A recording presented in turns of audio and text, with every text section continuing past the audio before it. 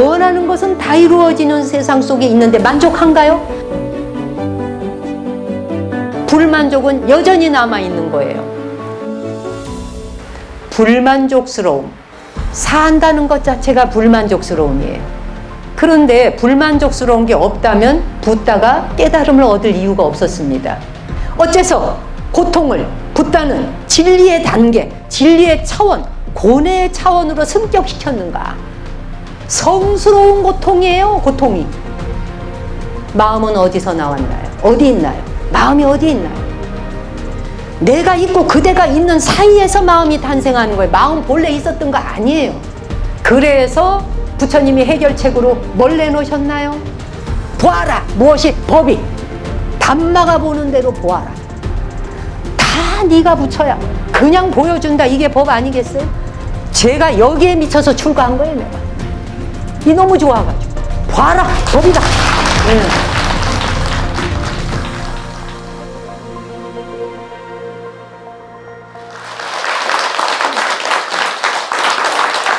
모두 편하게 잘 지내셨나요? 무더운 여름 지나오느라고 다 한 분 한 분 애쓰시고 수고가 많으십니다. 이제 백중이 지나야 이 한여름의 무더위도 사그라들고 가을이 되면서 다시 또 이제 찬바람이 불어오겠죠. 이 계절의 변화에 따라 우리의 몸은 알맞은 온도를 필요로 하고 그 알맞은 온도에 따라서 또 우리의 삶은 만족하기도 하고 불만족스럽기도 한 것이죠. 제가 오늘 이곳에 오기 전에 어떤 주제로 이야기해 볼까 하다가 성스러운 불만족스러워. 그런데 그게 성스러워. 성스럽다는 말과 불만족스럽다는 말이 어울리지가 않죠. 매칭이 잘 안 되죠, 들으실 때. 그런데 성스러운 불만족에 대해서 한번 생각해 보자. 무엇이 도대체 성스러운 불만족인가? 왜냐, 우리는 만족하면 행복해요. 불만족하면 불행하다 그러죠. 그래서 행복과 불행을 추구하는데 그 말은 곧 만족하냐 불만족하냐 그렇잖아요. 그걸 말해. 근데 우리 인생을 가만히 돌아보면 특히 한국에 태어난 우리에게 다른 나라보다 한국은 사계절이 있지 않습니까? 그 사계절이 있는 이런 나라에서는 계속 계절이 빨리빨리 바뀌죠. 3개월 단위로. 빨리빨리 바뀌는 거에 적응해야 돼요. 그 적응이 안 되면 불만족스럽죠. 또 특히 여름이 되면 어떻습니까? 막 물사태가 나고 홍수가 나고 막 장마가 지면은 정말 한순간에 그냥 다 끝나버리고 쓸려가는 경우도 있잖아요. 불만족스러움. 산다는 것 자체가 불만족스러움이에요. 지금 여기 법당에는 이렇게 에어컨이 나오고 선풍기가 돌아가고 시원합니다. 그래서 우리 몸에 쾌적하게 온도를 적정하게 이렇게 조율해 놨잖아요. 근데 만약에 선풍기도 없어, 에어컨도 없어, 기계라고 하는 것이 없어서 그냥 우리가 생짜로 그냥 더위를 참으면서 있어야 된다. 법문하는 제 입장에서도 쉽지 않을 것이고 듣는 여러분의 경우도 이게 들리지 않을 거예요. 그렇죠?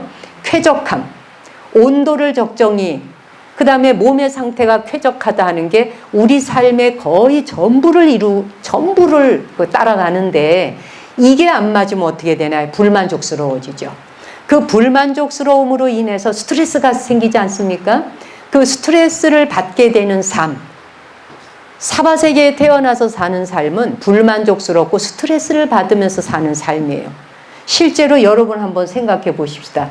자신이 지금 살아가는 삶에 불만족스러운 것이 혹시 뭐가 있는지 한번 자연스럽게 얘기 한번 해보실까요? 어떤 게 불만족스러우세요? 없어요. 또? 네? 네? 하고자 하는 일이 안 될 때. 자, 좋습니다. 제가 불만족스러운 것이 삶에 있나요? 그런데 불만족스러운 게 없다면 붓다가 깨달음을 얻을 이유가 없었습니다. 불만족스러운 삶 때문에 붓다는 불만족스러운 이 삶을 어떻게 해결해야 되는가를 위해서 출가하신 분이고 그것을 그냥 한 우물을 파다가 득도를 하신 분이거든요. 그래서 이제 그런데 우리가 평소에 딱 보면 보세요. 온도 적정하지, 지금 뭐 시원하지, 법당에 있으니까 고민도 없지. 불만족스러운 거 있으세요? 없습니다. 당연히 나오죠. 자, 보세요. 불만족스러운 삶이라고 하는 것이 어떤 것인지 우리가 대충 한번 봅시다. 몸이 건강하지 않아도 불만족스럽죠. 당장. 마음이 평화롭지 않아도 불만족스럽죠. 누군가와 갈등이 와도 불만족스럽죠. 또 아름다운 사람을 봤을 때 자기와 비교했을 때 외모가 내가 마음에 안 들어도 불만족스럽죠. 그렇죠? 저 사람은 성격이 굉장히 좋은 것 같은데 자기 성격은 뭐가 나? 그러면은 내 성격이 뭐가 난다는 것도 불만족스럽죠. 어느 집은 굉장히 가정이 화합을 하고 잘 사는 것 같은데 우리 집 가족들은 서로 마음이 맞지 않아. 불만족스럽지 않나요? 네. 이웃이 마음에 안 드는 것 또한 불만족스러운 상황이에요. 그렇죠? 또 지하철을 탔어요. 여기 올라고 버스를 탔어요. 걸어와요. 지하철을 타는 순간 복잡한데 여름에 땀 냄새가 코를 찌르면서 인간을 고통스럽게 만들 때 만족해요? 불만족스럽죠. 그래서 이제 이 말 나온 김에 여름에는 특히 냄새에 유념하셔야 되고 다른 사람을 위해서라도 깨끗이 씻고 옷 잘 갈아입는 거 요거 큰 보시고 봉사하는 거예요. 아주 이건 기본이에요. 청정을 유지하는 거. 그래서 우리 비구비군이 계를 받을 때 계율에도 나와요. 얼마나 청정을 유지하는 것이 중요하면 부처님께서 며칠에 한 번씩 목욕하라, 며칠에 한 번 옷 빨아라, 응? 옷 갈아입어라. 치간 칫솔 사용하는 법까지 다 부처님 얘기하셨어요. 남에게 입냄새 나도록 하지 말아라. 이게 전부 계율이에요. 지키기 어려운 계율은 하나도 없어요. 일상생활을 하는데 도덕적 윤리적으로 남에게 민폐 주지 않는 모든 생활이 다 계율에 들어가요. 여러분들이 절에 온다 그러니까 지금 이쁘게 샤워하고 머리 감고 왔겠지? 아무데도 나갈 데가 없으면 여기 막 쑥대밭을 해가지고 머리에서 퀴퀴한 땀 냄새가 난다 예를 들어서. 그러면 자기 부처님한테 공양이 되나요 안 되나요? 자기 한 사람 한 사람이 붓다라고 말로만 읊으면 안 돼요. 부처님께 공양 올리기 위해서라면 아끼는 게 없는데 그 부처님이 여기 앉아 계시는 부처님이시기만 하겠는가? 이건 형상으로 놔두신 분이고 여러분 자신이 자기 부처에게 공양해야 되는 것이 이미 생활이 거기서부터 게임이 시작돼야 되는 거란 얘기예요. 아시겠어요? 네. 네. 자, 그래서 또 버스를 기다리는데 예상보다 버스가 늦게 와. 지금 여기 보문사 법문 들으러 가야 되는데 와야 될 제 시간에 안 와. 어떻게 돼? 여기서 또 뿔 때가 나지. 기분이 안 좋아. 불만족스럽죠. 또 어떤 상품을 구매했어. 생각한 것보다 질이 떨어지면 불만족스럽죠. 이렇게 늘어놓기 시작하면 84,000 대장경을 써야 돼. 지금 우리 삶이. 그래요 안 그래요? 이게 사바세계의 삶이며 이게 진실이라는 거예요. 이게 진실이에요. 불만족스러움으로부터 출발된 이 삶이 인생인데 이게 그런가 보다라고 그럼 거기 주저앉아야 되겠느냐. 그렇죠? 총체적으로 하나하나를 돌아보자면 자신이 놓여져 있는 환경과 상황이 뜻밖의 만족스럽지 못한 것에 둘러싸여 있구나 하는 걸 먼저 깨달아야 되는 거예요. 어느 것 하나도 만족스러운 게 없어요. 불만족스러움이 인생에 당연한 걸까요? 그것이 당연한 것이라면 붓다는 출가하실 이유가 없었을 것이며 여기에 우리 계시는 법당 지켜주시는 스님이나 우리 주지스님, 지범스님이나 우리나 출가할 이유가 없었겠죠. 안 그렇겠어요? 예. 인류는 만족을 추구하기 위해 불만족을 줄이기 위해 모든 걸 투자하면서 걸어온 길이 인류 역사예요. 그렇잖아요. 불만족을 줄이기 위해서. 그래서 어떻게 합니까? 편리를 위해서라면 세상에 만들어내지 못할 물건이 없어요. 그렇죠? 지금 이 순간에도 새로운 물건이 계속 개발되어 나오고 있잖아요. 그게 왜 그래요? 불만족스러운 걸 만족스럽게 하려니까. 우리가 옛날에 전화 동그란 거 뺑뺑이 돌리는 전화기 있는 집도 이웃에 하나 있었어요. 그 전화 한번 하려면 그 집을 가서 전화기 좀 씁시다 하고 돌렸던 거 생각나시죠? 네. 그렇게 살던 세월이 지나서 그게 불편하다 보니 삐삐 나왔죠? 삐삐가 나왔을 때도 신천지였어요. 새로운 세상. 그것만 해도 너무 편리했는데 이거 안 되겠네. 그 다음 나와 어떻게 돼? 아이폰 나오고 핸드폰. 손가락만 터치하면 어떻게 돼? 화엄의 세계가 손바닥 안에다 펼쳐지게 됐어요. 그렇죠? 여러분은 지금 화엄경을 들고 계시는 거예요. 그 핸드폰 하나가. 이루어지지 않는 것이 없는 세계가 화엄입니다. 다 이루어지고 내 손바닥 안에 자기 손바닥 안에 손오공처럼 다 굴릴 수 있는 것이 화엄 세계예요. 그런데 보세요. 화엄경이 여러분 앞에 잡혀 있고 원하는 것은 다 이루어지는 세상 속에 있는데 만족한가요? 불만족은 여전히 남아있는 거예요. 그렇죠? 편리한 물건이 만들어져 나오면 나올수록 불만족은 점점 불어나더라. 그렇죠? 그리고 보세요. 온몸을 최첨단 장비에다 MRI 찍고 막 스캔하잖아요. 스캔을 하면 어떻게 돼? 옛날에는 찾아내지도 못했던 병을 다 찍어내. 콕콕콕콕. 자, 그렇다 보니 병명까지 늘어나. 편리하려고 만들었는데 없던 병명이 막 만들어지고 아직도 못 만든 병은 뭐예요? 아프기는 아픈데 병명은 모른다예요. 병명은 없는데 고통스러운 거예요. 그런데 웃기는 건 또 뭐예요? 약이 나와요. 병명은 없는데 약 나오죠, 여러분. 안 그래요? 자, 이렇게 우리가 편리하고 불만족 때문에 안 아파보고 건강하게 살겠다고 만든 의료기기의 모든 것들이 인간의 삶을 미리 예측해서 치료하고 조화는 졌는데 그것으로 인해서 어떻게 됐나? 없는 병이 더 많이 만들어지고 본인 자신이 자기 병에 대한 이름을 의사끼리는 알지 본인은 몰라요. 여러분, 우리가 필름을 50년만 돌려봅시다. 50년 전에는 듣도 못했던 병명이 50년 지난 지금은 도서관에 갖다 놔야 될 만큼 책으로 묶어야 할 만큼 병명 이름이 많아졌어요.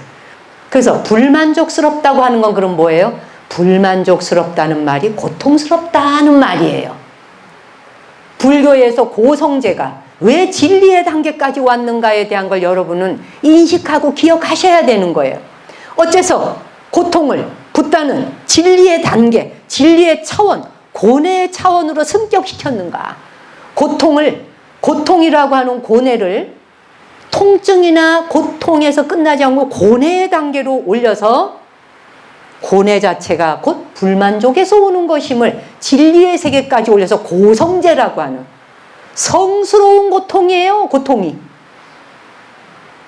들어보셨어요? 인류 역사에 도대체 누가 어느 분이 고통을 성스러운 지위에 진리의 단계까지 올려놓은 자가 있었나요? 부처님 훌륭하시다는 얘기 하자는 게 아니에요.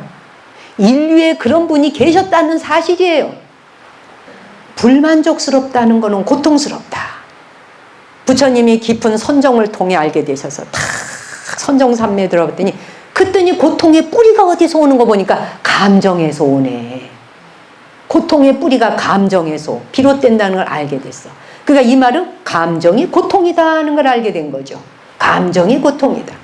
그런데 감정은 또 어디서 오나? 셀프, 자아라고 하는 것이 있다라는 열렬한 애착과 집착에서 생겨난 자아의 작품이 무엇이다? 감정이다.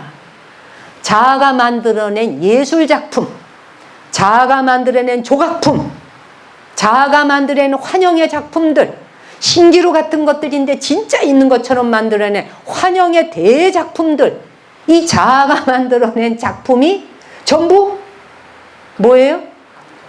감정. 자아는 감정에 집착을 하고 그것을 통해서 작품을 만들어요. 그래서 우리가 이 세상에 올 때, 자, 이 말 잘 들으세요. 우리가 이 세상에 올 때 감정을 가지고 오는 사람은 아무도 없어요. 중요한 사실은 감정을 가지고 오지 않아요. 태어날 때 감정 가지고 와요? 아니에요. 감정이라고 하는 놈을 통해서 자기의 세계를 구축해 가잖아요, 여러분. 안 그렇습니까? 그래서 어떤 면이 이 세상에 올 때 누구나 감정을 갖고 온 게 아니라 당연하죠. 보세요. DNA는 이따만해. DNA는 이만한데 유전자는 얼마네요? 좁쌀알 점 하나 찍은 것 정도밖에 아니에요, 유전자가. 네, DNA는 이만해요. 거기 점 하나 뚝 찍은 것 같아. 1.5%밖에 안 되는 유전자. 그게 뭘 하겠어요? 그래서 부모님의 유전자를 물려받아 내 생은 어떻고 너의 생은 어떻고 이야기하지만 유전자라고 하는 것이 우리에게 행세를 할 수 있는 건 아주 부분집합 쬐끄만한 것밖에 아니에요. 전혀 영향을 안 주는 건 아니나 그것이 영향을 다 주는 게 아니다. 그래서 부처님께서 이미 얘기하셨잖아요. 유전자를 통해서 네 인생이 결단 나거나 너의 운명이 결정되는 것이 아니라 너의 마음가짐과 상태에 따라서 너의 운명은 언제든지 달라질 수 있다. 그 말씀을 이미 2500년 전에 설파했는데 아무도 안 믿었잖아요. 아무도 안 믿었잖아. 그러다가 오늘날에 와서 어떻게 돼? 오늘날에 와서 후성유전학이 발달하면서 야, 후성유전학이 발달해도 붓다가 그런 말씀 하셨네 소리는 아무도 안 해요. 감정이라는 게, 이 보세요. 내가 누군가에게 비판을 받거나 또 무시를 당하거나 모멸감을 느끼거나 나한테 누군가가 손해를 끼치거나 피해를 준다고 판단되면 순간적으로 일어나는 반응이 있죠. 그것처럼 감정도 원인과 어떤 조건이 결합할 때 생겨나는 거다라는 이야기한 걸 잊지 않아야 돼. 수도 없이 들어보셨을 건데 여기에 반드시 박아 넣어야 되는 거예요. 이 세상에 와서 버리고 갈 것과 가져가야 될 게 있어요. 기억 안 해도 되는 것과 기억을 반드시 해야 되는 게 있어요. 근데 우린 거꾸로 가잖아요. 기억 안 해도 되는 것은 다 기억을 해. 그냥 터럭 하나까지 다 기억을 해. 네가 언제 때 어느 때 나한테 이런 말 했고 뭐 했고 어쩌고 저쩌고 이건 다 기억하는데 법문 듣고 좋은 길로 가는 길에 대한 이야기는 기억을 거의 못하는 게 태반이죠. 불만족스러운 삶이 그래서 또 생겨요. 어쨌든 감정이라는 걸 쫓아가고 걔를 주인으로 모시고 주군으로 모시게 되면 내가 제정신으로 살 수가 없어요. 그 다음에 계속 흥분 상태가 돼. 그래서 부처님이 해결책으로 뭘 내놓으셨나요? 해결책으로 뭘 내놓으셨나요? 부처님께서. 예. 간단하지. 각성이잖아. 깨어있으라. 각성. 그것을 해결책으로 내놓은 게 각성하라예요. 그렇잖아요? 각성하라. 깨어있어라. 이거 뭐 데모하는 사람들이 각성하라 각성하라 이게 아니에요. 그 각성이 아니라 여기서는 그것도 각성이지만 여기에서는 그게 본질이 아님을 각성하라. 그렇죠? 깨어있으라. 이걸 찾아내신 분이잖아요. 부처님이 각성하라는 걸 찾아낸 분이다라고 하는 거는 죽어도 잊어버리시면 안 되는 거예요. 아시겠죠? 우리의 삶 자체는 불만족스러움이고 불만족스러움이 고통이고 고통을 진리의 단계까지 올리셨고 그래서 그 고통을 없애는 방법으로 해결책을 내놓은 것이 각성이다. 깨어있는 것이다. 근데 감정이라고 하는 건 그럼 어떻게 해서 만들어진 것이냐? 감정은 에고가 만든 거라 그랬죠. 에고가 만든 작품이라 그랬죠. 그래서 뭐예요? 오판을 내려서 만들어진 거예요. 오해하고 지식대로 판단하고 분별하고 그리고 편견을 가지면서 만든 게 감정이에요. 감정은 에고가 자기만을 위해서 생각하고 만들어낸 것들이에요. 그 자기 위주로 생각해요.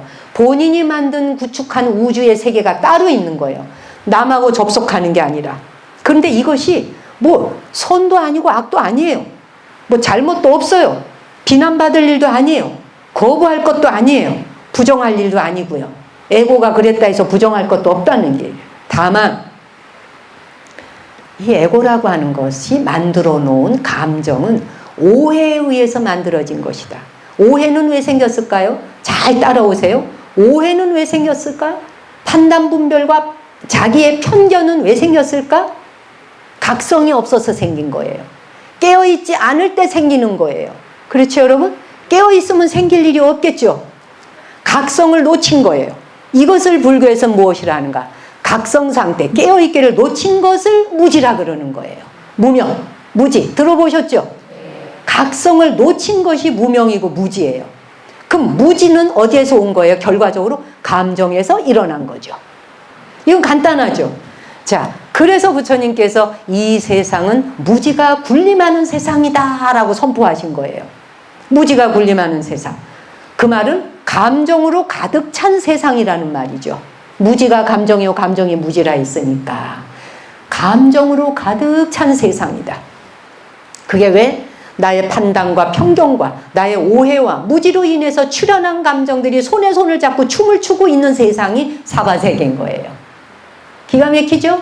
예. 여기서 뭐 사랑이 생겨, 미움이 생겨, 질투가 생겨, 자만심이 생겨, 뭐 난 두려워, 수치감을 느껴, 네가 그 말 했을 땐 난 너무나 슬펐어. 뭐 별거, 나는 너무 기뻐, 네가 내 걸 잘 받아줘서 기뻐, 난 지금 괴로워, 난 지금 우울해, 난 지금 불편해, 절에 있으니 편안해. 별별 감정이 다 있죠.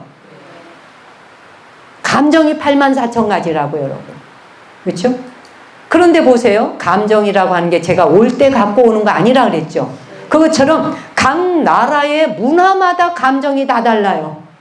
그 다음에 각 집안의 생활 양식에 따라 또 감정이 다 틀려요. 그래 안 그래? 결혼해보니 아시겠죠? 감정이 집안마다 다 틀려요. 어느 집안에 있는 감정이 어느 집안에는 없고 어느 나라에 있는 감정이 어느 나라에는 없어요. 개인에게도 마찬가지예요. 어떤 사람한테 감정이 다른 사람한테는 그게 크게 작용을 안 해요. 별로 뭐 큰 문제가 아닌 경우가 있어요. 그렇죠? 제가 예전에 한번 했던 얘기인데 제가 이제 볼일을 보고 이제 신도님이 저를 절에 늦은 저녁에 이제 내려다 줬어요. 내려줬는데 이제 대중이 아직 볼일을 보고 안 돌아왔어요. 제가 먼저 돌아왔죠. 그랬더니 그분이 나를 내려주고 가면서 1시간 뒤에 전화를 했어요. 스님 아직 대중 안 들어왔냐고. 이제 곧 들어온다고 연락 왔다니까 혹시 외롭지 않으시냐고. 그리고 무섭지 않으시냐고 이래. 난 듣도 보도 못하는 소리야. 나한테. 절에 떡 들어오는 순간 우리는 그 이상 없이 안전한데 최고로 편안하고 좋은데 외롭지 않으십니까? 두렵지 않으십니까? 이렇게 물어. 이게 개인이 갖는 감정이 다 다른 거예요. 이해하시겠어요? 네. 다 달라. 남자도 여자도 애도 자식 낳지만 다 다르죠. 애 4명 낳으면 4명의 감정이 다 다르죠. 이게 왜 다 다를까? 감정이라고 하는 건 다 같지 않아요. 왜? 만들어진 거니까. 에고가 만든 작품이니까. 똑같을 수가 없잖아요, 여러분? 그렇죠? 자, 그래서 근데 감정은 보세요. 우리가 감정이 그것만 있는 게 아니에요. 누군가에게 힘을 자랑하는 거 있잖아요. 백화점 같은 데 가갖고 뭐 지 뜻대로 안 되면 뭐 지점장 나와 뭐 나와 뭐 이런 거 있잖아. 이것도 다 감정이거든, 여러분. 그 다음에 뭐 협박하는 거 있죠. 언제까지 돈 안 갚으면 니네 집을 쓸어버린다. 영화에만 나오는 게 아니라 현실이죠. 예. 거기다 또 사기치는 사람들, 이거 다 감정에서 나오는 거예요. 사기가 감정하고 연결되는 거예요. 교묘한 방법으로 상대방 마음 조작하는 거, 회유하는 거, 다 감정에서 오는 거예요. 다 에고가 만든 작품이에요. 에고가 만든 시나리오의 연극 무대라고 하는 걸 잊으시면 안 된다는 이야기를 지금 하고 있는 거예요. 이해하시겠어요? 종교적으로 누군가를 두렵게 만들고 무섭게 만드는 거, 무섭게 만들어서 그거 안 하면 그 집안에 무슨 파탄 나는 것 마냥, 응? 이건 아닌 거예요. 아, 지옥 간다 이러면 그래 나 지옥 갈게 이렇게 나와야 돼요. 큰 코 다친데 그러니까 그거를 액막이를 하기 위해서 돈 얼마 내고 어떻게 하거라 이런 거에 속아야 돼 안 속아야 돼? 그거 누가 속아요? 에고가 속이는 거예요. 근데 누가 만들었어요? 에고가 만들었어. 너무 웃기지 않아요? 지가 만들고 지가 거기서 또 막 깨춤추고 이거 너무 이상하지 않아요? 여러분 어찌 생각하시나요? 또 막 인정받기를 막 갈망해요. 존경받기를 막 갈망해요. 인정받고 싶다. 누가 만들었나? 자아가 만들었어. 셀프가. 그리고 또 인정해달라고 난리를 쳐. 또 지가 만들어 놓고 진이 빠져요. 감정 뒷바라지 하다가 관 속에 들어가서 화장해서 뼈무더기 한 줌 딱 나오는 거예요. 그런데 어떻게 돼? 에고는 거기서 끝이 안 나요. 이 연극 무대 한번 보실래요? 나왔죠? 이런 또 이렇게 생긴 도자기도 좋은 도자기에 집어넣어서 그렇잖아요. 이게 뭐 나쁘다는 거 아니에요. 도자기에다 넣어갖고서는 이걸 또 어디다 모셔가지고 거길 찾아가며 절을 하면서 지가 또 위안받겠대. 자기 좋자고 조상님 모신다고 해가면서 위안받으면서 이것으로 내가 자식 도리를 다 하고 있다. 이거 다 누가 만든 거예요? 다 에고가 만든. 전부 셀프가 만드는 거예요. 마음은 어디서 나왔나요? 어디 있나요? 마음이 어디 있나요? 마음은 여기 셀프가 있고 저기 셀프가 있어요. 이 자아와 저 자아 사이에 빈 공간에서 탄생하는 게 마음이에요. 아상이 없고 인상이 없는데 어디서 마음이 나오겠어요, 여러분? 내가 있고 그대가 있는 사이에서 마음이 탄생하는 거예요. 마음 본래 있었던 거 아니에요. 이 공부 평생 하자고 공부하잖아요. 그래 안 그래요? 그렇죠? 내가 있고 그대가 있어. 아내가 있고 남편이 있고 자식이 있고 부모가 있어서 뭐가 대가 있어서 그래서 뭐예요? 여기에서 마음이 탄생하는 거예요. 이 빈 공간 안에. 그래서 아상이 없고 아상 인상이 사라지면 마음이 있어요 없어요? 내가 없고 그대가 없는데 거기 뭔 마음이 있겠느냐는 거예요. 그렇죠? 마음은 거기서 탄생합니다. 마음은 이 운동장에서 나와. 내가 저를 바라보는, 저 사람을 바라보는, 내가 저 사람을 바라보는 나의 눈길과 나의 말투와, 그치? 나의 목소리와 나의 제스처에 이 제스처라고 하는 걸 통해서 저 사람과 나와의 관계가 좋을 건지 나쁠 것인지, 저 사람과 나와의 관계가 사랑할 건지 미워할 것인지 마음이 여기서 다 탄생한다고요. 빈 허공 가운데에서 그대가 있고 내가 있다는 것 때문에. 그래서 금강경 내용이 아상 인상이 허물어지는 순간 거기 마음이 있어요, 없어요? 없잖아. 국가 간의 이 싸움도 자존심 싸움, 그렇죠? 그 뭐예요? 우주기지국을 세우네, 타인의 목숨을 담보로 해갖고 뭐 테러를 일으켜서 건물을 다 박살을 내네, 어쩌네. 이 모든 것들이 다 뭐예요? 지네 나라 자존심 세워서 자기네 나라가 얼마나 우세한지를 보여주기 위해서 하는 거잖아요. 이게 전부 감정 싸움이거든. 이게 전부 에고가 만든 세계이거든. 근데 우리는 또 거기 속아갖고 웃고 울고 난리를 치는 거예요. 그렇죠, 여러분? 자, 인류 역사를 살펴보면 봉건주의가 됐건 군주국가가 됐건 민주주의 국가가 됐건 사회주의가 됐건 무슨 주의가 됐건 감정을 벗어나서 존재한 적이 단 한 번도 없어요. 단 한 번. 그래서 감정이 존재하니까 어떻게 돼? 군주 국가 봉건주의 다 죽여, 그냥 다 죽여. 그 역사가 다 죽이는 역사예요. 왜 죽여요? 감정 때문에. 진운의 눈밖에 나면 어떻게? 다 죽여. 걔만 죽이는 게 아니라 그 집안을 다 몰살시켜. 이게 다 어디서 와요? 감정에서 와. 근데 아까 감정은 어디서 온다 그랬죠? 무지에서 온다. 그렇죠? 무지에서 온다. 근데 무지는 뭐 때문에 생겼어요? 각성하지 않은 데에서. 간단하죠? 요것만 따라오시면 돼. 아시겠어요? 감정을 바탕에 두고 일어나는 것들이 다 오해이고 편견이야. 그러니까 에고가 만드는 세계는 오해와 편견. 근데 그게 왜? 자아에 대한 집착 때문에. 예, 어려울 거 하나도 없죠. 어려울 게 하나도 없어. 자, 보세요. 우리가 자아라고 하는 게 만들어질 때 보세요. 자기 정체성 이런 이야기를. 나는 성격이 느긋하다. 나는 성격이 급하다. 나는 잘 웃는다. 나는 잘 운다. 나는 사교적이다. 뭐 나는 수줍음 탄다. 나는 부끄러움을 탄다. 뭐 나는 뭐다. 나는 뭐다. 나는 뭐다. 갖다 붙인 덩어리가 자아가 됐죠. 그렇죠, 여러분? 거기에 자아라고 하는 모습이 자기인 줄로 안다 이거야. 그런데 자 봅시다. 부처님께서 우리의 몸속과 몸 밖에 어디를 보아도 자아라고 하는 게 있지 않다라고 하는 걸 찾아내신 분이에요. 우리는 거기에 다 속아서 역사 인류가 그냥 인류 역사가 그 길을 따라서 막 매진해 왔는데 근데 부처님이 몸 밖과 몸 안 다 어디를 살펴보아도 자아라고 하는 게 이름 붙일 자아가 없어. 셀프가 없는 거예요. 그렇죠? 현미경 하나도 없던 시절, 브레인을 갈라가지고 뇌 자체를 연구도 해보지 않던 시절에 이미 붙다는 걸 관통하여 다 알고 딱 꿰뚫어 말했대요. 근데 오늘날에 와서 21세기의 브레인, 뇌과학자들이 막 논문이 쏟아지잖아요, 여러분. 근데 그 논문에서 뭐라 그래? 그 뇌과학에서 자아란 존재치 않는다. 그걸로 노벨상까지 받았어요. 부처님은 노벨상을 8만 개를 받으셔야 되는 분이에요. 예를 들자면. 그렇죠, 여러분? 지금 뇌과학자가 했는 그 논문에 그게 자아는 존재하지 않는다. 자아라고 하는 것이 있는 줄 알았더니 그게 아니라 보니까 뇌 안에 보니까 인슐라라는 게 있어. 뇌섬. 인슐라라는 것과 그리고 축두정엽이라든지 이 내측에 있는 뭐 전전두엽이라든지 이런 것들이 서로 신경 전달 물질들이 프로세스를 하면서 주거니 받거니 하면서 일어나는 어떤 신경 전달 물질들에 의한 것이지 이거 뭐 내놓고 이게 나야 이게 자아야 할 게 아무것도 없더라는 거예요. 맞잖아요. 그게 왜냐? 셀프라고 하는 자체는 공고하지 않아요. 콘크리트처럼 굳어있는 게 아니라는 거예요. 그래서 뇌과학에서 그러잖아요. 인간은 타인의 표정 속에 산다. 셀프는 타인의 얼굴 표정 속에서 살아가는 거예요. 다른 사람의 표정을 보고 좋은지 나쁜지 싫은지 기쁜지 슬픈지를 다 결정하죠. 다른 사람의 표정을 보고 결정해. 그래서 자기 얼굴 관리 잘 하셔야 돼.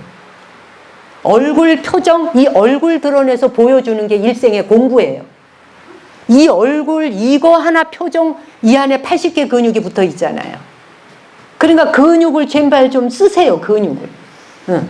우리가 이 근육을 써야 되는데 안 써요. 근육을.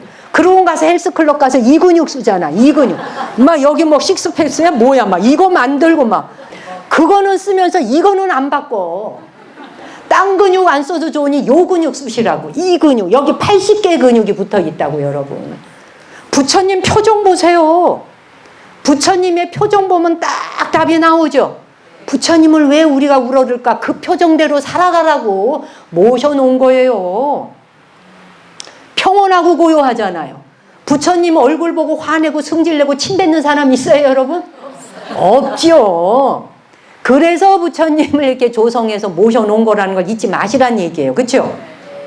그 셀프는 타인의 얼굴 표정 속에 살아. 그러기 때문에 표정 잘 만들고 눈짓 하나, 입 모양 하나, 입을 막 삐죽삐죽거리고 눈을 막 실렁실렁 거려가며 막 이래봐. 그러면 여기서 마음이 탄생한다고. 기분이 좋다, 기분이 나쁘다, 화난다, 짜증난다, 행복하다, 기쁘다. 이게 여기서 다 만들어진다고요.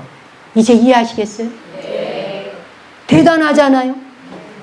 우주를 향해 날아가서 알 필요도 없는 거예요. 그냥 여기 앉아서 우주 소식이에요, 이게. 한 소식. 그래서 나라고 하는 내 속에 나는 없다는 거예요. 그 셀프는 공고하게 굳혀져 있는 게 아니라 계속 이동을 해. 그래서 구름이 흘러가고 강물이 흘러가듯이 에고가 그렇게 이동해 다녀. 셀프라고 하는 자아가, 아상이. 다른 사람의 표정을 보는 순간, 그 사람의 말투를 듣는 순간, 그 여건과 상황에 따라서, 그 자리에 따라서 누구를 만나느냐에 따라서 셀프라고 하는 놈은 거기에 따라서 변화하고 달라지는 거예요. 영원히 나는 이런 사람이야 라고 구축된 게 없더란 얘기예요. 거기 어디 네가 있냐? 내놔 봐라, 이 소리잖아요. 그래 안 그래? 내놔 봐라. 근데 우리는 이게 난 줄로 믿어 의심치 않고 이것이 변화하지 않는 나일 뿐이며 내가 나이 들어 늙어가고 있고 나는 사라지지 않는 것이야 생각하니까 부처님 말씀하고 계속 따로 노는 세상을. 무의식이라고 하는 건 각성 상태인 의식까지 도달하지 못했을 때 일어나잖아요. 무의식적으로 행동하는 거. 내가 그 무의식적으로 그랬어. 내가 모르고 그랬어. 알아채지 못하고 그랬어. 이런 말 하죠. 무의식적으로 반응하는 거는 각성하지 않은 상태에서 일어난다. 그런데 우리가 알아차린다는 거. 여기 지금 여러분 여기 다 있는데 법당 안에 있는 거 저를 쳐다보고 있지만 법당 안에 있는 모든 물건들이 한눈에 다 들어오시고 다 알죠. 그렇죠?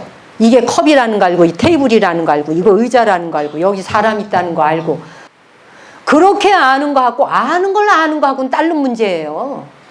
보는 순간 안다는 것과 아는 걸 아는 것은 같은 게 아니에요. 근데 우리가 뭔가를 보는 순간 깨어 있어서 알아차려. 요럴 땐 우리 뇌에서 그 마이네르트 기저핵이라 그래요. 드러나요. 예. 거기에서 아세틸콜린이라고 하는 호르몬이 나와야 돼. 그래야 여러분이 지금 아세틸콜린이라는 호르몬이 나와야 여러분이 지금 저를 보고 있고 이 테이블을 보고 있고 이 건물을 보고 있고 저 사람 이 사람을 보고 있는 거예요. 근데 무의식에 살 때는 보고 있는데 안 보여요. 듣고 있는데 안 들려요. 그래서 부지불식간했다 이러죠. 눈 뻔연히 뜨고 있는데 안 보여. 귀 뻔연히 열려 있는데 안 들릴 때 일어나. 아세틸콜린이 나오지 않는 상태예요. 반사적으로 그냥 하는 행동인 거예요. 그래서 불교에서는 뭐라 합니까? 견성을 주장하죠. 견성. 보라. 무엇을? 성품을. 그냥 불교는 한마디로 봐라예요. 그냥. 불교가 뭡니까? 봐라 공부다. 이렇게 하시면 돼. 봐라. 해보세요. 봐라. 봐라. 보아라. 와서 볼만한 법이다. 너 뭐 어디 되냐? 보아라. 아시겠어요? 보아라. 보라는 거 이외에 없어요. 봐라예요. 정견. 팔정도의 정견. 보아라. 본다는 게 얼마나 중요한 것인지. 그런데 나 지금 눈 뜨고 보고 있잖아 이러죠. 그런데 이게 뭐냐? 본대로 보는 게 아니라 셀프는 그 현실을 끌고 들어와서 지가 보고 싶은 대로 봐. 지가 듣고 싶은 대로 들어. 지가 말하고 싶은 대로 말해. 지가 감청 느끼고 싶은 대로 느껴. 지 하고 싶은 대로 해. 저 사람하고 다른 세계. 그래서 못 보고 안 들리는 거예요. 그래서 불교는 뭐예요? 걔가 보는 거 말고 걔가 듣는 거 말고 보아라. 무엇이? 법이. 담마가 보는 대로 보아라. 이거잖아요? 뭐 딴 거 없죠? 이 간단 명료한 걸 가지고. 근데 이게 본대로 봐지질 않아요. 지식대로 봐요. 자기가 기억한 바대로. 자기가 만든 세계. 지가 만든 작품 속에서 봐. 그러니까 같은 걸 보면서도 남자 여자가 딴 거를 보잖아. 다른 걸 생각하잖아. 이거 우스갯소리지만 이제 하루는 남편이 그러는 거야. 남편이 이제 부인한테 여보 나는 말이야 이 세상에서 한 번도 안 해본 일을 한 번도 안 가본 곳에 가서 한 번도 안 해봤던 일을 한번 시도해보고 싶어 이랬어요. 남편이 그랬더니 부인이 그거 참 좋은 생각이네요. 그러면 당신이 한 번도 안 가본 저 부엌에 들어가셔서 한 번도 안 해본 음식 좀 하고 설거지 좀 하시죠. 뭐 이런 얘기를 했대. 이렇게 서로 달라요. 한 번도 안 해보고 한 번도 안 가본 곳을 가겠다라고 하는 생각이 남편 머릿속에 있는 것과 부인이 생각하는 게 같아요? 이 셀프의 세계에서는 다르단 말이에요. 이걸 인정해야 돼요. 셀프의 세계에서는 서로 다름을 인정해야 돼요. 이거 깨무시하고 가다 보면 여기서 전쟁 나는 거예요. 가정싸움 분란 나는 거예요. 그렇죠? 자, 그래서 자아는 현실을 있는 대로 보려고도 안 해요. 그런데 견성이라는 말을 하잖아요. 불가에서. 견성, 성품을 보고 화두를 잡는다. 그리고 정진을 해. 또는 사띠 수행을 하는 사람. 위파사나 수행하면 사띠, 알아차린다. 무엇을 하든 간에. 우리 뇌에서는 두 가지 모드가 있어요. 자, 화를 내다가도 이러면 안 되지 하면서 가라앉히는 모드가 하나 있어요. 그러나 교감신경이 흥분해서 팍 피카가 올라가. 그러는 순간에 부교감신경이 그러지 마 하면서 가바가 조용히 눌러주는 이 모두가 있어야 사람 사는 거 아니에요? 그 다음에 또 하나는 갑자기 화가 날 때 상관없이 즉시 반응을 하는 모두가 있어. 이 두 가지의 모두. 자, 근데 화두를 들 때 면밀하게 막 몰아가듯이 추격하듯이 막 가. 페이징 모드라 그래. 추적해 가다가 보면 브레인이 더 강해지지 막. 예. 그때 잘못하면 상기병 오는 거예요. 이게 상기병이 일어나면 깨달음으로 나아가기 어려워져요. 아주 위험하죠. 자, 그래서 상기병을 제어하는 메커니즘이 우리 브레인 안에 있어요. NAAG라 그래갖고 나가라 그래. 그 시스템이 작동을 해. 즉 화두를 잡으면 생각의 범위가 좁혀집니다.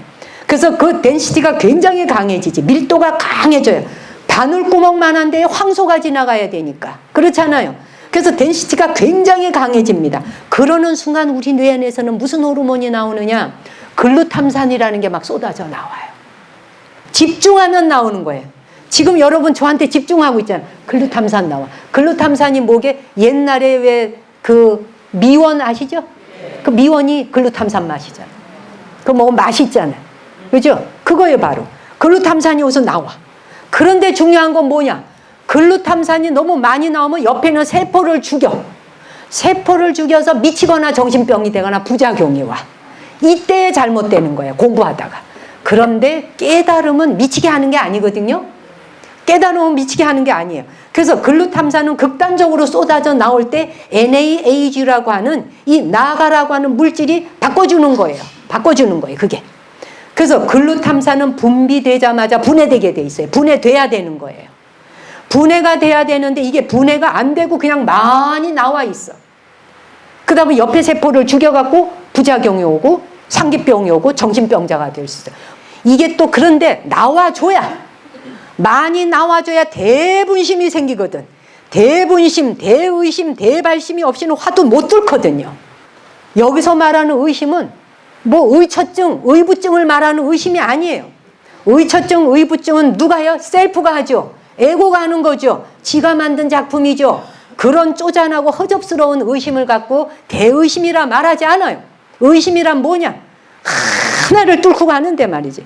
이건 내가 살고 있는 이 세계, 이거 셀프가 만든 세계, 내가 이거 시중들 다 끝나면 안 되는데 라고 하는 것이 바로 성스러운 불만족이란 말이에요. 그것에 불만족이 있어야 그 길을 뚫고 나가지는 의욕이 막 충천한단 말이에요. 그 의욕이 충천할 때 대분심이 일어나거든. 그래서 막 대의심이 일어나야 되거든. 대발심이 일어나야 되거든. 이러한 강한 의지력이 생길 때 이 바늘구멍 하나를 황소가 뚫고 나가듯이 나간다는 이야기인 거예요. 그런데 이게 또 줄어들어가면 어떻게 돼? 줄어들면 대분심이 안 와. 그 참선한다고 선방에서 방석에 앉았는데 아무 분심이 안 생겨, 의심이 안 생겨, 발심도 안 생겨. 그냥 앉았는 거지. 이거는 아주 큰 문제가 되는 거야. 이 공부는 허나마나 공부가 될 수 있다. 그 여기서 어떻게 해야 돼? 이 중간 역할을 조율해주는 애가 누구다? NAAG. 아유 똑똑해라. 박수. 여러분을 위해서. 우와, 나가. 요 시스템이에요. 자, 그러니 명상 상태도 교본 운동하는 거하고 똑같아. 사람이 걸어가려면 오른발, 왼발, 오른발, 왼발 나가야 되잖아요. 이 교본 운동을 한단 말이에요. 그것처럼 우리의 뇌 안에서도 명상과 참선 상태 있을 적에 막 화두를 몰아가는 상태도 있어야 되지만 몰아가는 그 상태에서 또 조율해 주는 것도 있어야 돼. 그래서 화두를 잡는다는 건 나무를 보는 것이고 NAH라는 나가 시스템은 숲을 보는 것이다. 숲을 보고 나무 보고 숲을 보고 나무 보고가 동시에 일어나야 된다. 그럴 때 스트레스에서 나오던 스트레스 받을 때 공부가 안 된다 싶을 때 엄청 스트레스 받거든요. 수행이 안 된다 싶을 때 막 스트레스가 끝까지 올라오거든요. 그럴 때 코르티졸이 막 쏟아져 나와. 그러니까 독이 되지, 독이. 그런데 그 스트레스 물질이 스트레스가 안 나오는 거지. 나가 물질과 글루탐산이 딱 조율을 하면서 이 안에서 하면 어떻게 돼? 그 순간 코르티졸이 줄어들면서 평정심이 찾아오는 거예요. 네. 평정심이 찾아오면서 드디어 그 순간을 뭐라 그러냐? 소소영영하다라는 그래서 그 표현을 쓴 거예요. 의식이 또렷하고 또렷하다. 이 말이에요. 네. 이 불가에서 우리 불교에서 대승경전에 하는 말씀 중에 정말 탑 수준의 그 법어가 있습니다. 응무소주 이생기심, 수처작주 입처계진. 이 두 마디는 정말 이 세계의 탑 수준입니다. 탑입니다. 조금만 수행해 보셔도 이게 어떤 것인지가 그냥 몸으로 와 닿습니다. 예. 응무소주 이생기심. 바로 그 상태. 이 화두를 잡는 순간과 그때 글루탐산 나오는 것과 나가가 서로 숲을 보고 나무 보는 상태에서 딱 조율을 해줄 때 고요적정의 상태에 딱 든다 이거예요. 그런 의식이 소소영영해지는 어떤 순간이 자기의 수행 중에 경험해보는 사람들도 있을 거예요. 정진하려고 맴돌아 봤던 사람이고 정진한다고 몸뚱이를 던져본 사람이라면 누구나 경험 안 할 수가 없는 일이에요. 그래서 응무소주 이생기심이 뭐겠어요? 평정심에서는 고요한 호수가 고요한데 만상이 다 드리워져. 만 가지 상이 다 에고가 만든 만상이 다 그 호수에 비춰졌어. 그럼에도 불구하고 호수가 고요해. 이 상태를 소소영영이라 하거든. 그게 뭐냐면 그런 순간이 왔을 적에는 이 세상은 똑같이 돌아가고 있어. 시끌벅적 번잡하고 에고가 만든 무지가 막 충천하고 갈등이 생기고 춤을 춰요. 그런데 소소영영한 순간이 오면 저 멀리 아득한 곳에서 소리가 들리는 것 같기도 하고 나와 무관한 어느 곳에 저 먼 곳에 있는 것 같아. 그냥 고요한 호수에 만상이 들여왔는데 고요할 뿐이야. 만상은 비쳤어 그냥. 그런 순간이 있다는 얘기야. 그런 것들을 공부해보다 보면 당연히 뭐 이거는 누구한테 특별히 오는 경험이 아니에요. 깨달음이라고 하는 건 특별한 장소에 특별한 사람과 특별한 가르침을 통해 하는 건 줄로 저도 생각했던 때가 있었습니다. 그리고 그 길을 찾아 헤맸고요. 오랜 세월, 오랜 시간. 그러는데 이제 이렇게 세상이 열리다 보니까 어떻게 돼? 거의 모든 사람이 깨달음을 경험 안 한 사람이 없어. 붓다가 다 모두가 깨달았다 이미. 기억만 하면 된다라고 하는 말씀이 뭔지가. 여기 계시는 여러분 모두 다 안 깨달은 사람이 없어요. 안 믿어지시죠? 안 믿어지시지 당연히. 왜? 에고가 믿지마 하고 누르고 있는데 어떻게 믿나? 에고가 이따만한데 거기에 본성은 요만한데 근데 본성이 이만하고 에고가 요만하면 어떻게 돼? 그냥 보일 수밖에 없는 거예요. 자아라고 하는 이 셀프는 철통같이 지키고 있어서 지를 부시지 않아요. 절대로 부수어지기를 원치 않아요. 그래서 부처님이 깨달음을 성취하려고 할 때 경전에 나오잖아. 마라가 나타나서 유혹하고 방해했다. 이때의 마라가 누군가요? 이 마라가 바로 시타르타가 자신의 자아에 대해서 자기가 셀프에 집착하고 있던 그 자아가 끈질기게 그 집착에 들러붙어 있었던 거를 말하고 있는 거예요. 무슨 여러분은 연극 무대에 나오는 뭐 마라가 나와서 뭐 부처님을 방해했는 줄 알아. 아니에요. 똑바로 알아야 된다고 그거를. 자기 안에 셀프하고의 싸움인 거예요. 막판에. 왜? 그 에고가 이거 떨어져 나가면 죽을 것 같거든. 죽을 것 같거든. 예. 그러니까 거기서 안 떨어져 나가려고 안간힘을 쓰는 것이 마라란 말이에요. 그 현상이. 그래서 우리가 수행을 통해 작은 깨달음이 있었다 해도 그런데 욕망의 맛을 본 셀프로 다시 돌아가서 엎어지는 거예요. 깨달았는데 다시 셀프로. 이 정도로 철통같이 셀프는 방어를 합니다. 이래지. 너 깨닫고 싶어? 그래 깨닫게 해줄게. 맛봤지? 다시 돌아와. 이렇게 해서 탁 다시 목줄 쥐고 들어갑니다. 우리가 이렇게 속고 산다고. 이거하고 맞짱 뜨고 싸우는데 붙다가 몸부림을 치면서 이겨낸 거 아니겠어요? 6년 고행하시면서. 그런데 우리는 그렇게 몸부림 치지 않아도 되는 가르침들이 그냥 다 나타나 있고 다 알려주고 있어. 숨김없이 보여줘. 왜 불교는 보아라. 봐라. 법이다. 이런다 그러잖아요. 봐라. 숨긴 게 없어. 스승이다라고 나를 존경해라. 숨긴 게 없다. 이거. 다 네가 붙여야 그냥 보여준다. 이게 법 아니겠어요? 제가 여기에 미쳐서 출가한 거예요. 내가. 이 너무 좋아가지고. 봐라. 법이다. 끝으로 오래전에 제가 한 20여 년 전에 읽었던 책인데 거기 재미있는 우화가 하나 있어요. 어느 날 스승이 제자하고 깊은 이제 산중에 가서 그 토굴에서 정진을 해. 뭐 전기 물 하나도 없어. 그 토굴에서 이제 제자를 데리고 정진을 했는데 명상 상태에서 이제 쫙 삼내에서 깨어났어.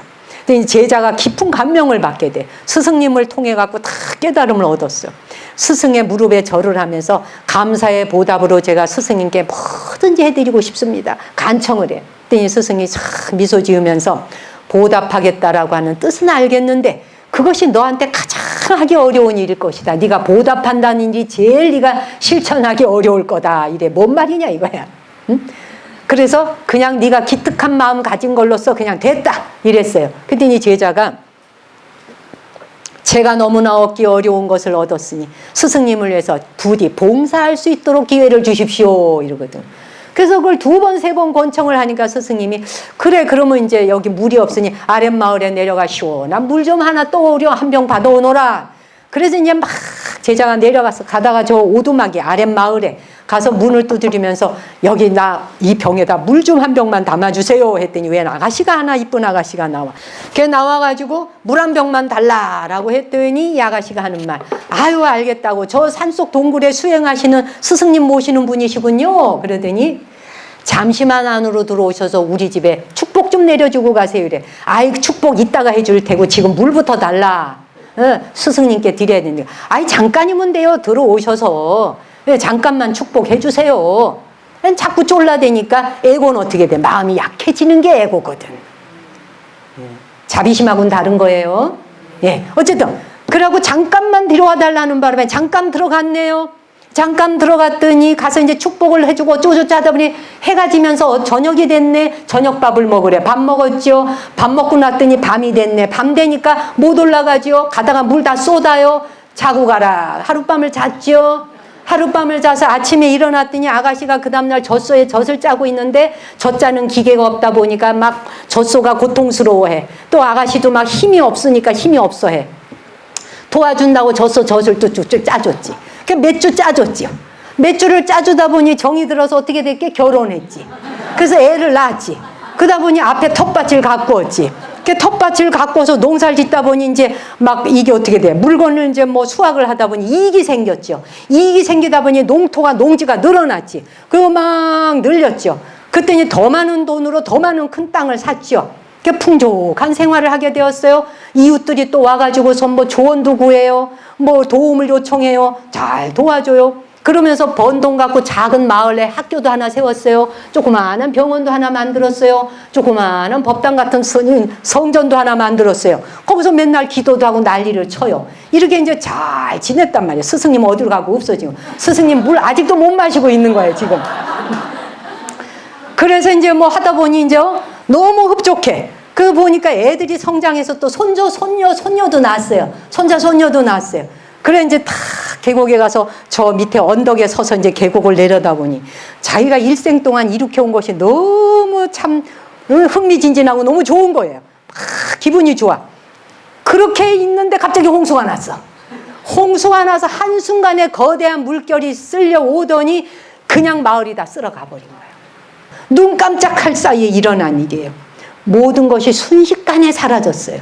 그런데 계곡 저쪽에 보니까 물 위에 스승님이 둥둥 떠 있어. 그 미소를 띠면 쫙 이러고 물에 떠 있어. 그러면서 나는 아직도 네가 물 가져올 것을 기다리고 있노라 이러고 있는 거야. 물에 떠서. 이 우화가 기가 막힌 우화예요. 우리의 삶을 이야기하고 있는 거예요. 세상 사람들의 삶을 이야기해주고 있는 거예요. 거대한 물결은 한순간에 우리가 이룩했다고 하는 에고가 이룩한 모든 것이 한순간 쑥대밭이 될 수 있다는 것과, 그치? 언제든지 그런 것은 밀려온다. 무엇이? 죽음이. 가족도 자식도 명예도 부도 권력도 필요 없다는 것이 아니라 그것에 말려 들어가서 살면 안 된다. 필요 없는 게 아니에요. 그냥 할 뿐이어야 되는 거예요. 돈도 벌 뿐이어야 돼. 일도 했을 뿐이어야 돼.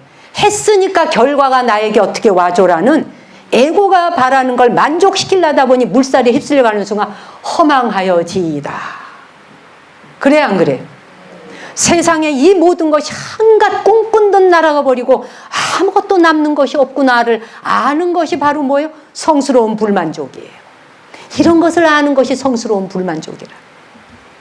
내가 잠깐 맛본 어떤 즐거움과 만족이라고 하는 것이 한순간에 쓸려갈 수 있다는 것을 가슴 가득히 절실하고 간절하게 알아차려야.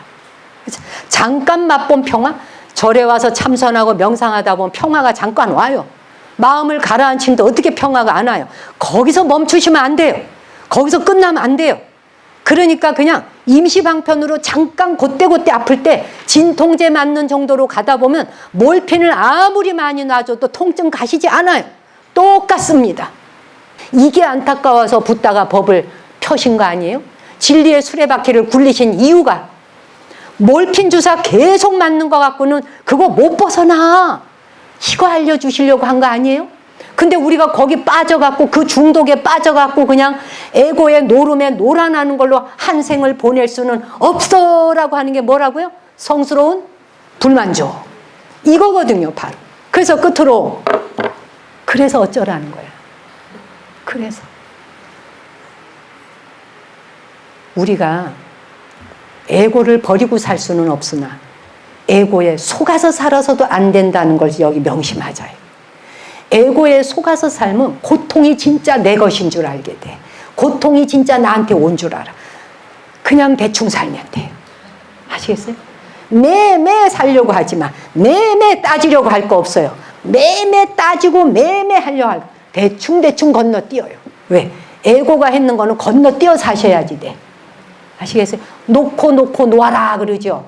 괜찮아요. 그래도 다 잘 살아. 실제로 이 세상은요, 지금 이 시대는 보면요, 깨달은 사람이 굉장히 많아요. 우죽순이에요. 안 깨달은 사람 만나기가 어려워요.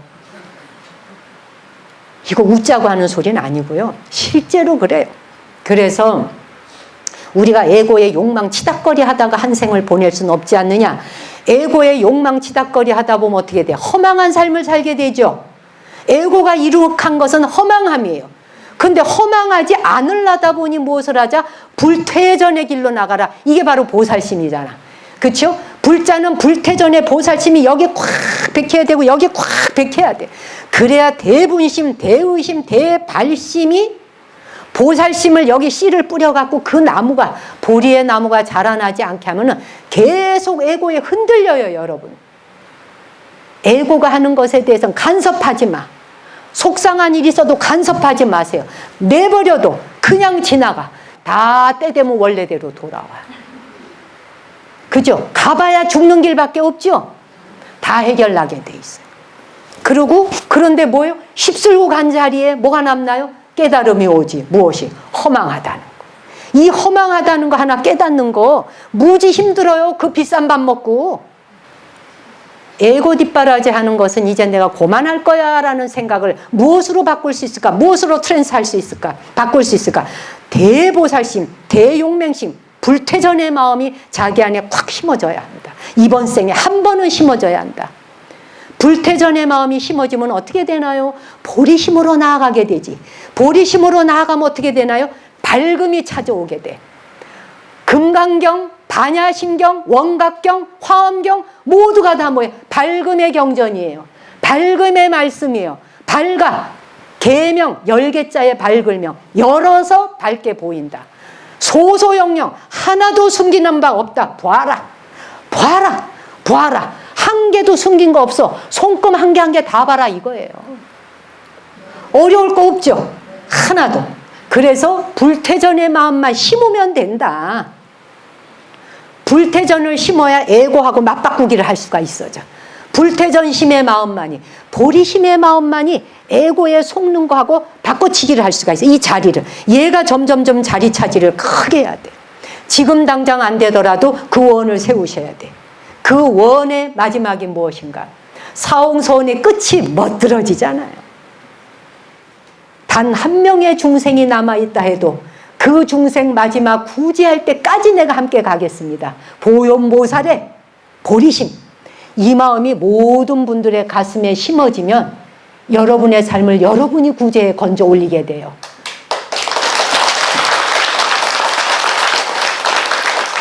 여러분이 여러분을 건져 올릴 수 있는데 부처님 의지할 것도 없고 스승님 의지할 거 없다는 말이 그래서 나오는 거예요. 계명할 때까지, 눈 열릴 때까지 의지할 뿐이나 거기에 매달려 가느라고 애고한테 속아서도 안 되는 거죠. 그렇죠, 여러분? 네. 예. 그래서 불교 공부는 밝아지는 것이다. 밝아지면 몸이 강건해지겠죠. 어떤 풍파가 와도 두렵지 않겠죠. 제가 돌아다니며 가장 많이 듣는 질문이 스님들이 묻고 불자가 물어요. 스님은 어떻게 그렇게 나이가 들어도 그렇게 많은 일을 하루에 10가지도 넘는 일을 낮밤 없이 하고 새벽까지 하고 잠도 별로 안 자는 것 같고 먹는 것도 없는 것 같이 하는데 어쩜 이렇게 기운이 안 딸려요 이래요. 난 몰랐어요. 왜 내가 기운이 안 딸리는지. 왜 내가 피로감을 별로 안 느끼는지. 내가 근자에 알았어요. 원력 가지면 안 피곤해. 아시겠어요? 발언을 가지면 안 피곤해. 원력이 빠져나가고 애고가 시키는 대로라면 피곤해요. 이 말 아시겠죠? 부디 부탁드리노니 여러분을 구제할 것은 여러분의 불태전의 보리심의 원력이다. 그거 하나만 그냥 꽉 심어라. 씨만 뿌려라. 안 자라나도 좋고 그대로 행동 안 해도 된다. 일단 씨는 뿌려라. 씨는 뿌릴 수 있죠? 네. 씨는 뿌려라. 불태전의 마음으로. 그런데 그 불태전의 마음의 보리심의 원력이 무엇이다? 한 중생도 남김없이 다 구제하리다. 요거예요. 그 제가 그런 얘기를 했어요. 어떤 분이. 이제 우리가 우주 그 다행성 시대가 열리잖아요. 앞으로. 이제 49년, 2049년인가가 이제 뭐 지금 벌써 달나라에 벌써 가서 메트로폴리탄 시티를 저기 형성한다고 하잖아요. 그 달에서 이제 했다. 그 다음에 이제 화성으로 갈 거 아니에요? 네. 자, 그런데 다행성 시대가 열리는데 다행성 시대가 열릴 것을 준비하느라고 막 거기에 맞춰서 운동한대. 근육 키우고 막 심장 튼튼하게 한다고 어떤 분이 그래요. 그 스님도 같이 가셔야 되니까 얼른 운동하래요. 그래서 내가 이 말을 했어요. 우주 시대가 열려서 가보고 싶은 마음 있지 물론. 근데 저는 이 원력이 있다. 만약에 다중 시대가 열려 다중 행성 시대가 열려서 모두가 다 달나라로 행성 저기 화성으로 날아갔어요. 그런데 날아갈 처지가 못 돼갖고 돈도 없고 능력도 안 돼서 여기 남아있는 자가 있어. 지구에. 단 한 명이라도 지구에 남아있는 자가 있다면 나는 그가 함께 가는 그 길을 같이 가겠다. 제가 이게 원을 세웠어요. 그래서 바로 그것이 불태전의 보리심의 원력 심는 길이에요. 여러분만의 원력을 자기 안에 씨를 뿌리셔라. 네. 깨어나면 사람이 감탄을 잘하게 돼 있어요. 네. 세상 아름다움에 눈이 뜨게 돼 있거든. 그래서 모든 사람이 보면 자비심이 나오게 돼 있는 거예요. 깨어나면 자비심이 그냥 쏟아져 나와. 근데 에고가 있을 때 어떻게? 분리감이 있지. 네가 있고 내가 있잖아.